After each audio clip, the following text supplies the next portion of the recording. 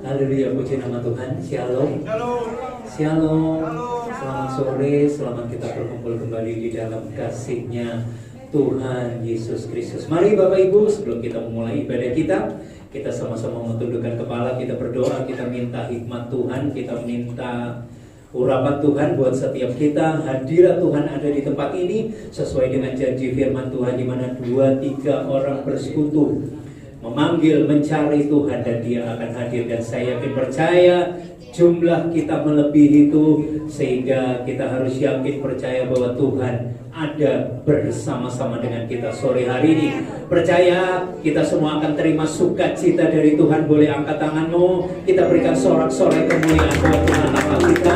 Mari Bapak Ibu, kita sama-sama tundukkan kepala, kita berdoa.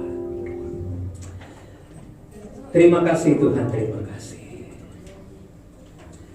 Terima kasih Tuhan, Engkau Tuhan yang baik, Engkau Tuhan yang ajaib, Engkau Tuhan yang luar biasa bagi kami.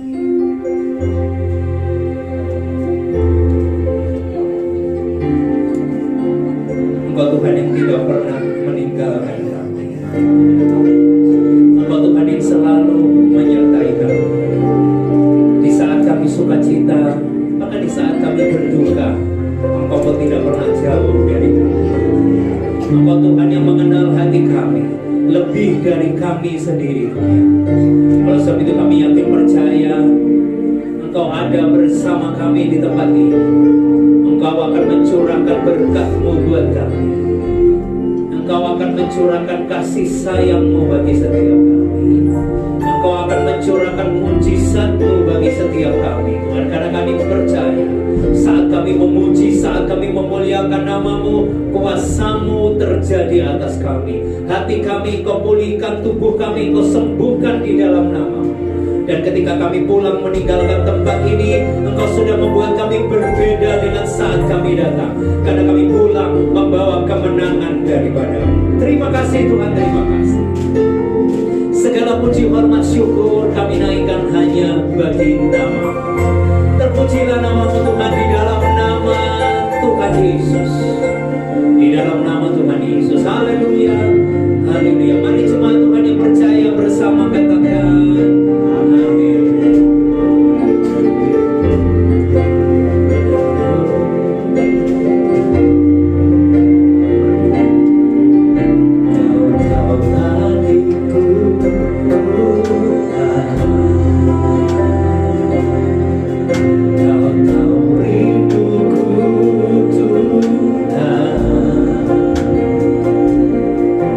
Kau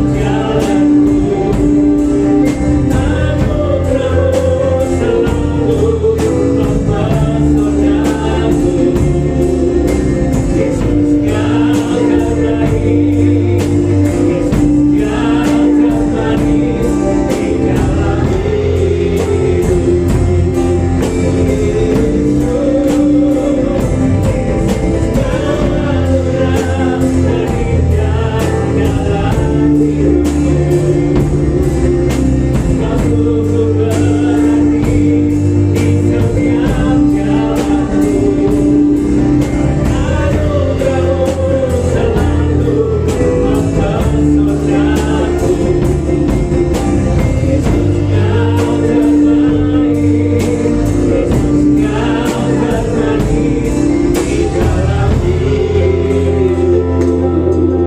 Mari cuma Tuhan sekali lagi katakan, Kau telah Kau tahu hidupku.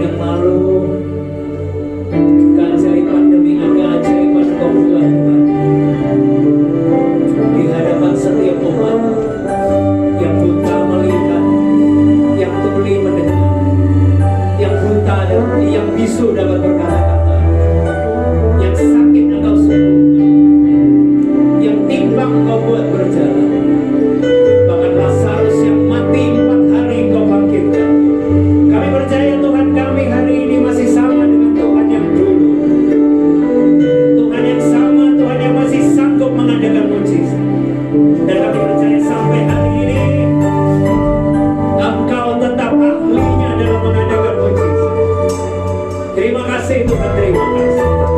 Dan kami percaya selama kami memuji, selama kami menyembah-Mu Tuhan, mujizat itu masih ada bagi setiap kami.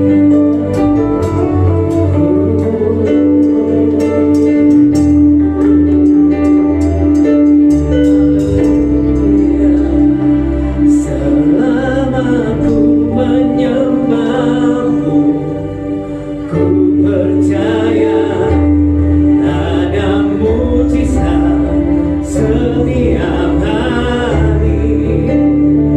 Selama Kau besertaku, ku melihat ada mujizat setiap hari. Bersama katakan, selama ku menyembah-Mu, ku percaya bahwa mujizat masih terjadi. Selama Kau besertaku, ku melihat ada mujizat setiap hari. Selama ku menyembah-Mu, saya tidak pernah satu hari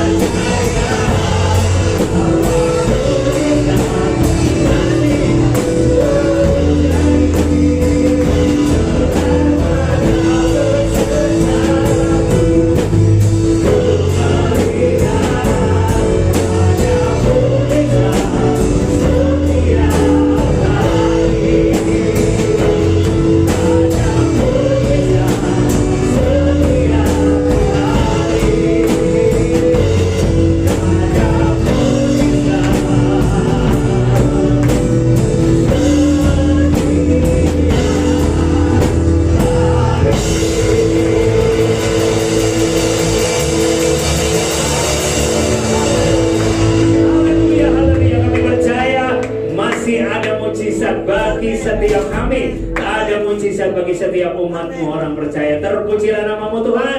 Kami mau bersuka cita, kami mau bersorak-sorai. Engkau kekuatan kami, Engkau sumber kemenangan kami. Terima kasih Tuhan. Mari jemaat Tuhan bersama katakan amin. Haleluya.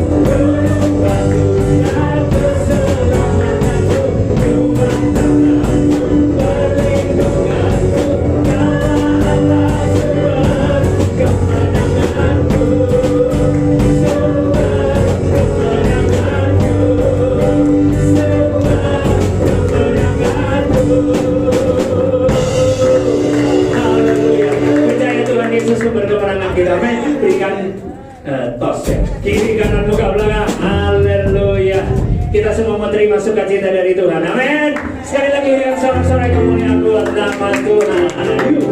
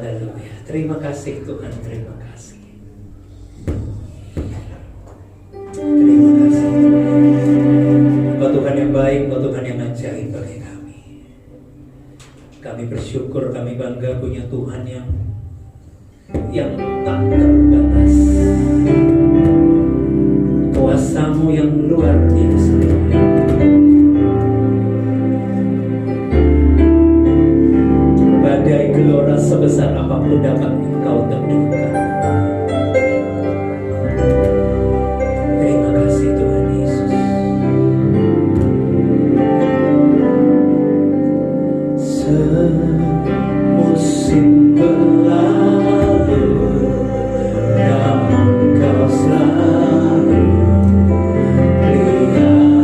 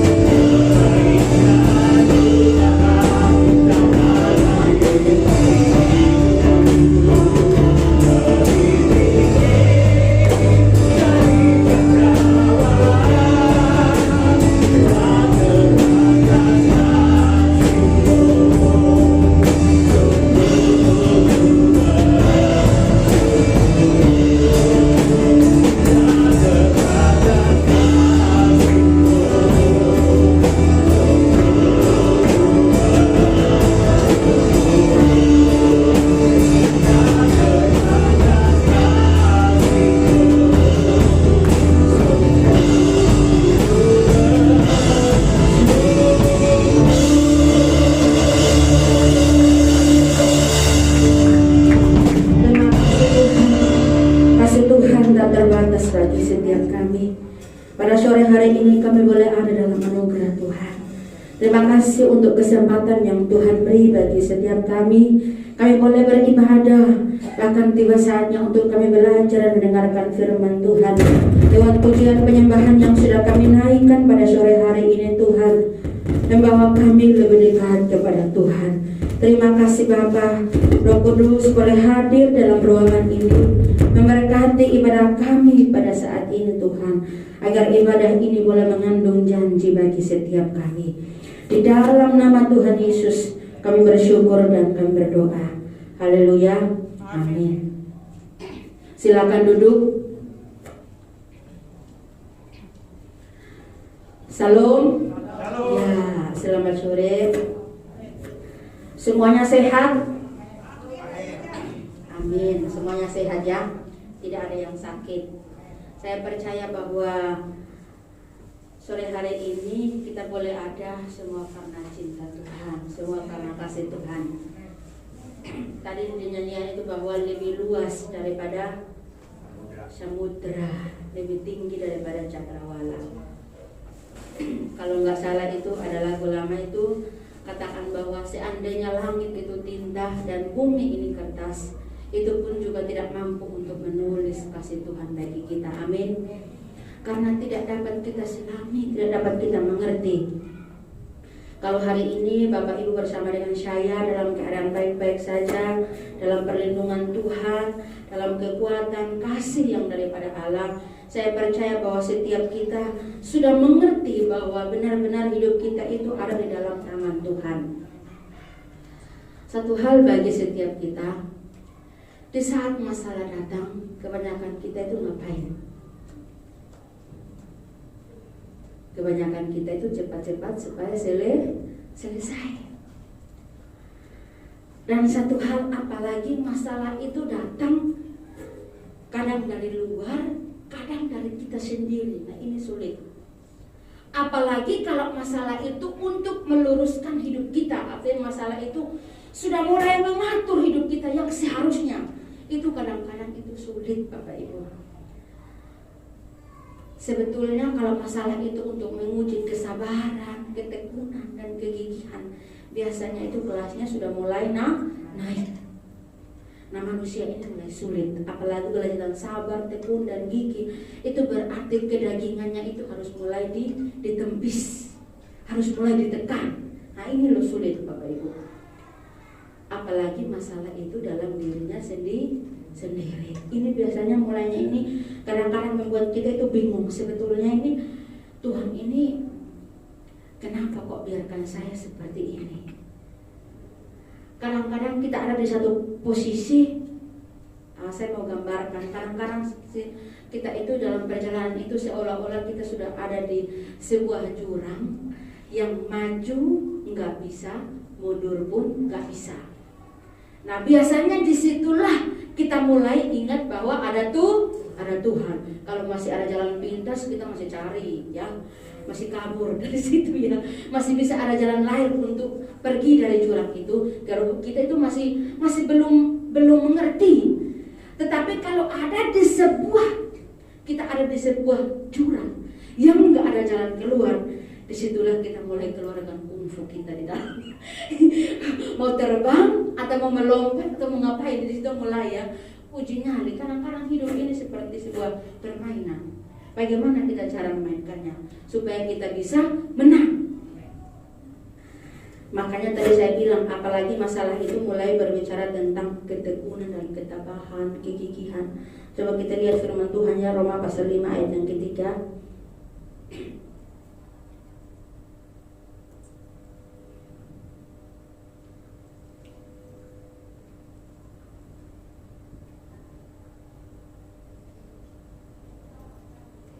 Roma pasal yang ke-5 ayat yang ketiga.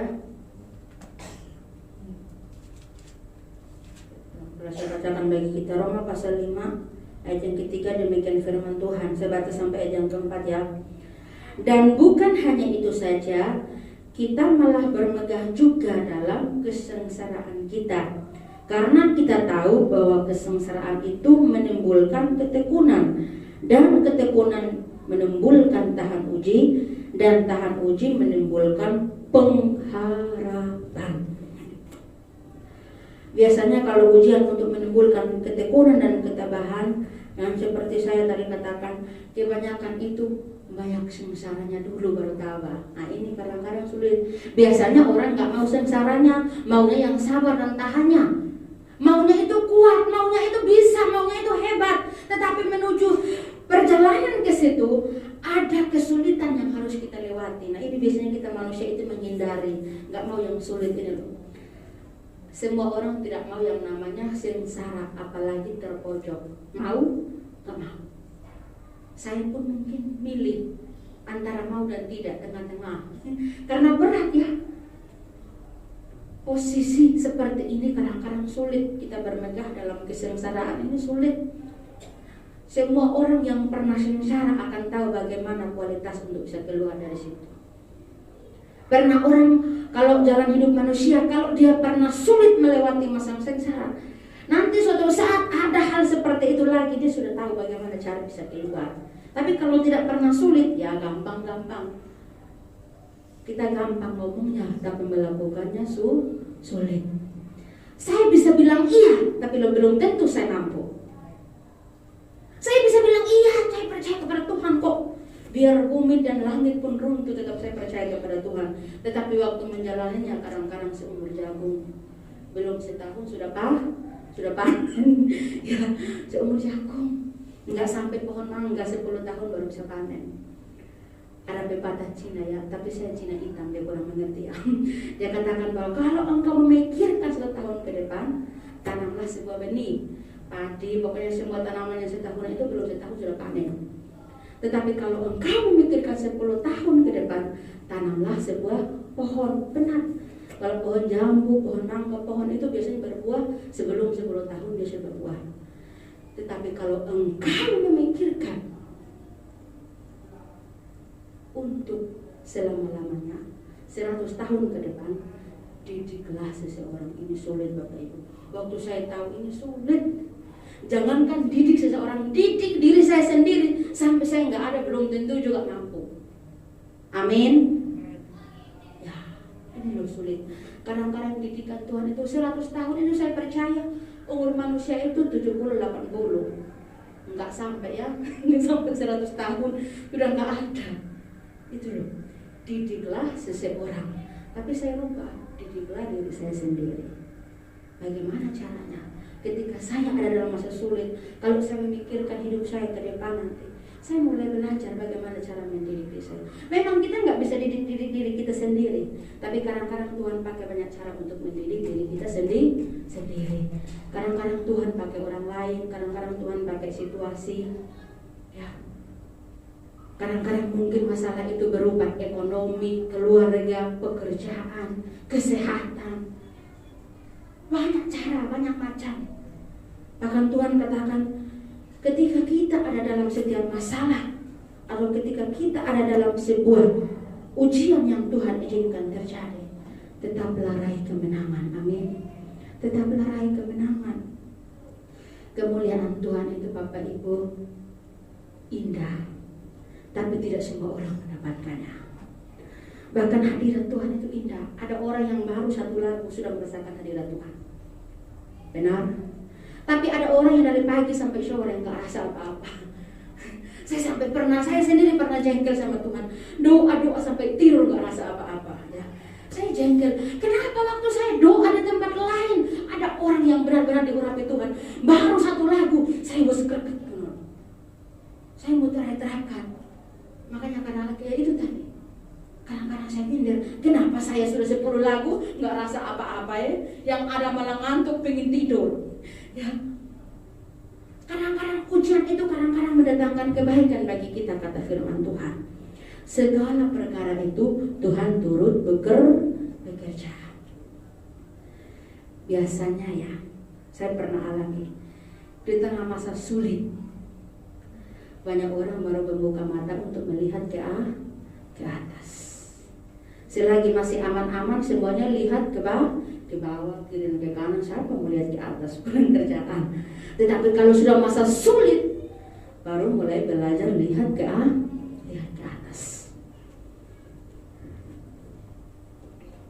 Terlebih tadi saya katakan, apalagi masalah itu untuk menimbulkan ketekunan dan kesabaran, kegigihan ini Bapak Ibu. Biasanya itu nggak bisa diungkapkan. Sampai maaf, mungkin kadang-kadang kita sudah kehilangan akal, sudah kehabisan akal bagaimana cara mengatasinya.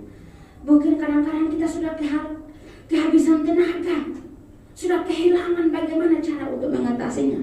Di situ kita mulailah cari jalan di dalam Tuhan. Kita ketemukan. Banyak orang biasanya sukanya itu cari kesenangan dulu. Nanti kalau sudah mentok nggak bisa ngapa-ngapain, baru cari Tuhan. Padahal Tuhan, janji Tuhan nggak gitu loh. Tuhan katakan cari dahulu kerajaan Allah dan kebenarannya. Tapi banyak orang lebih di bawahnya, semuanya ditambahkan. Nanti di atas, banyak orang dibalik.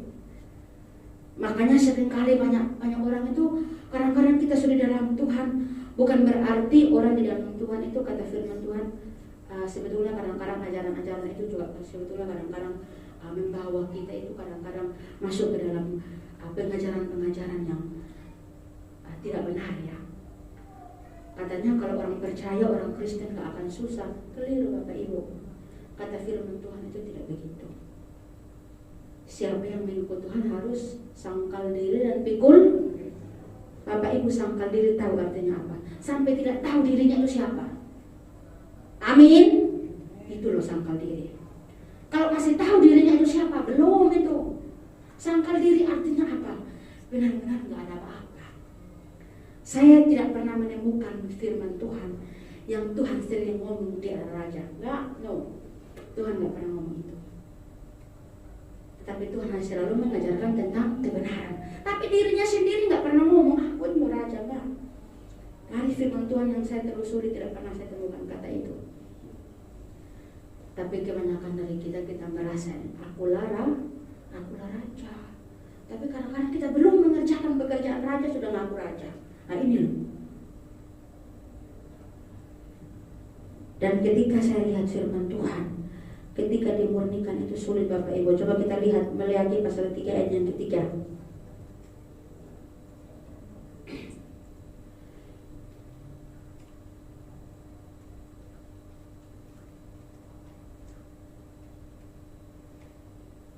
Ya, Maleakhi pasal 3 ayat yang ketiga.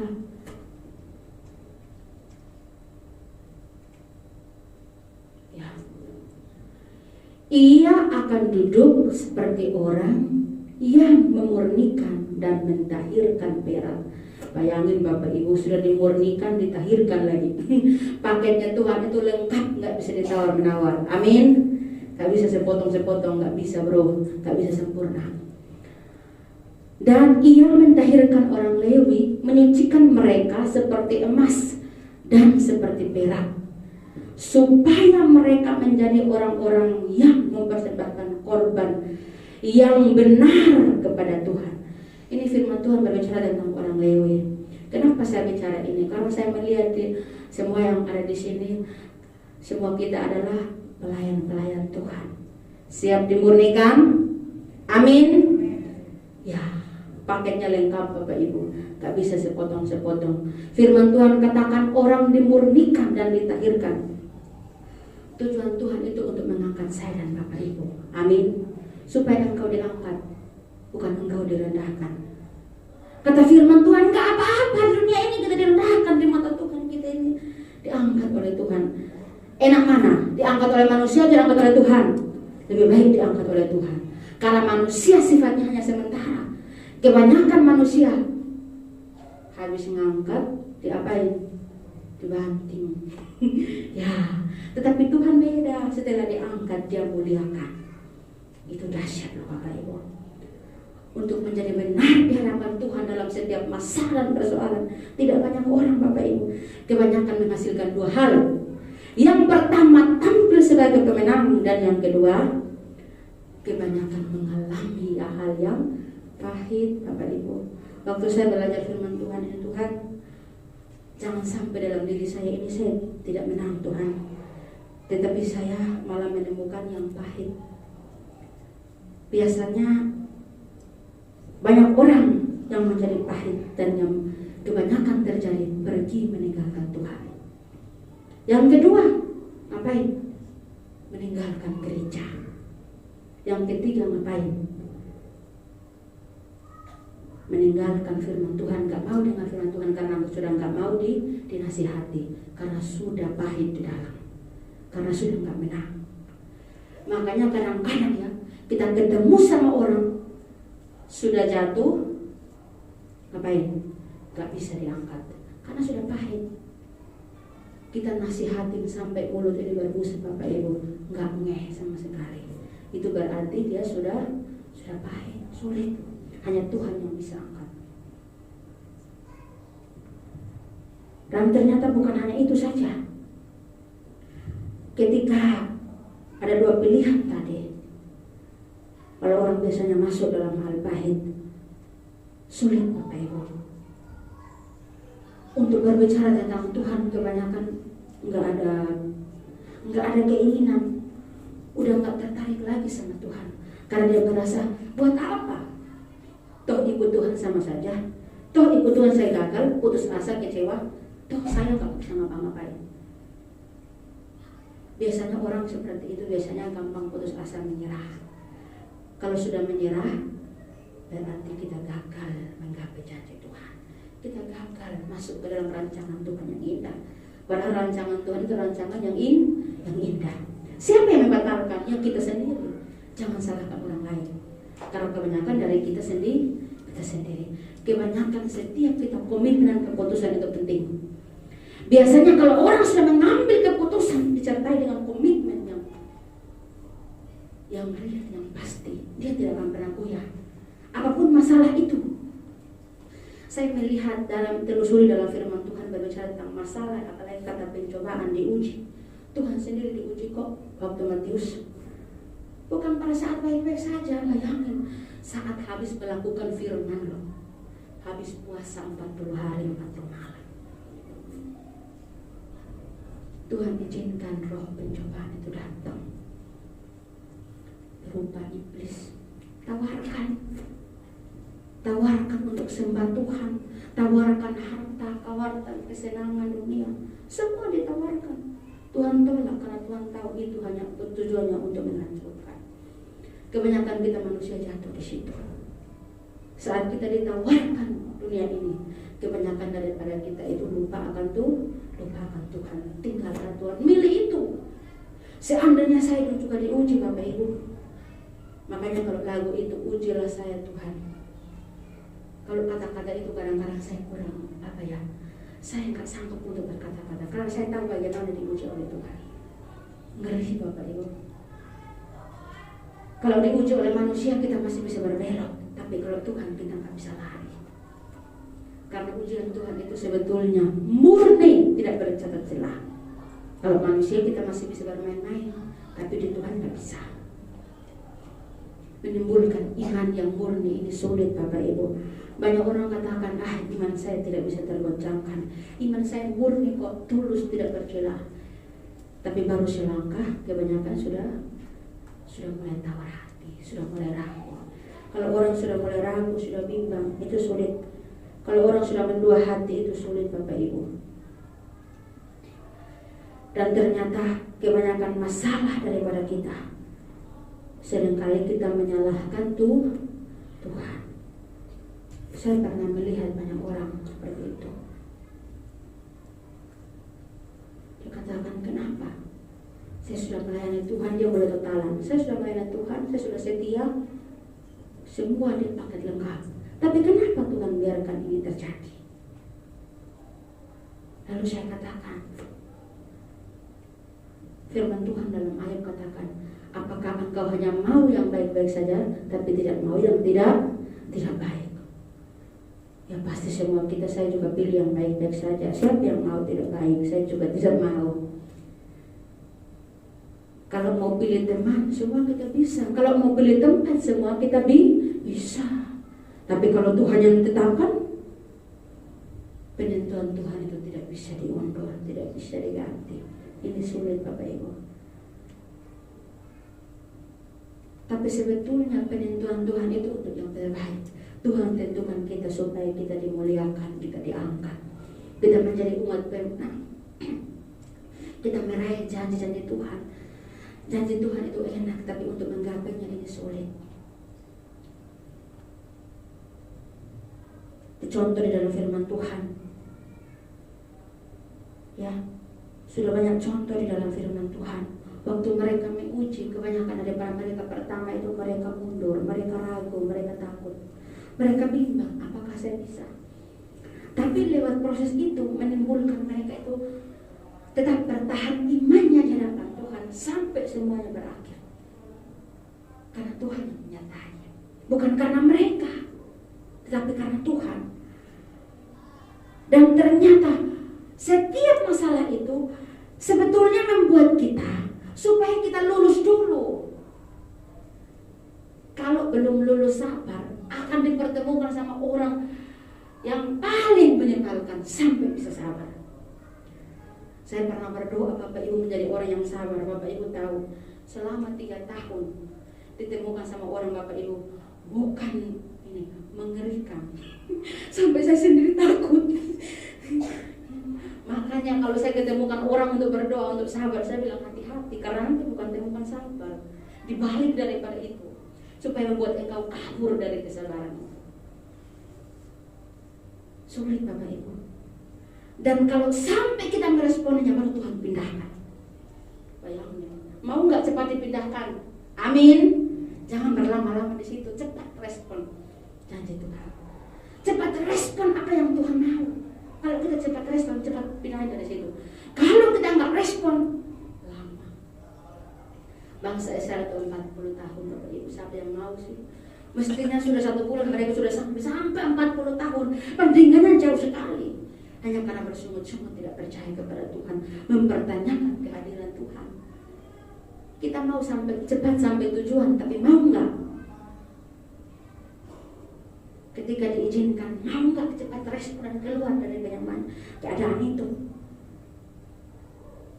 Bahkan kata firman Tuhan, saat kita mengambil keputusan, kita harus minta hikmat kepada Tuhan. Amin.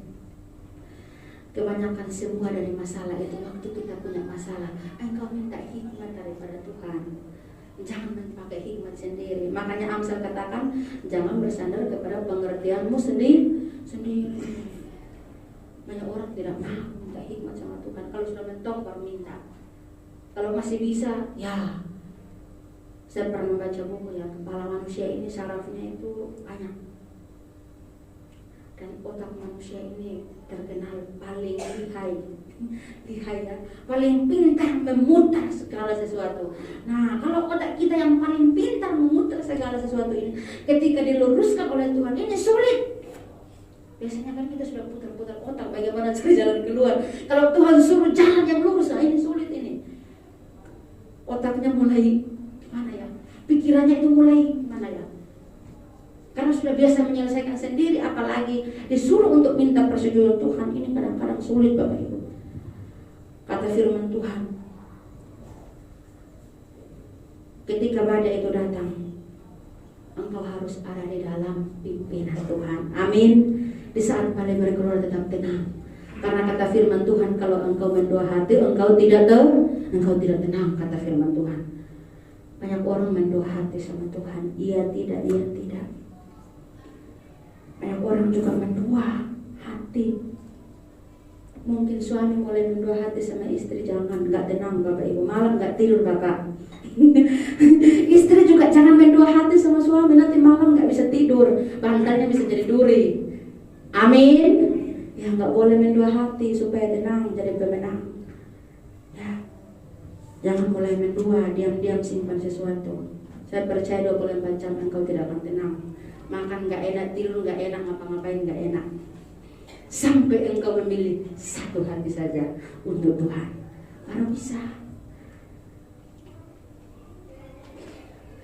Kebanyakan daripada mereka, banyak daripada setiap kita katakan aku percaya kepada Tuhan, tetapi ketika komitmen itu diuji, banyak orang berubah. Banyak orang mencari jalan lain yang bukan jalannya Tuhan. Bukannya percaya kepada Tuhan, tetapi percaya hal yang lain.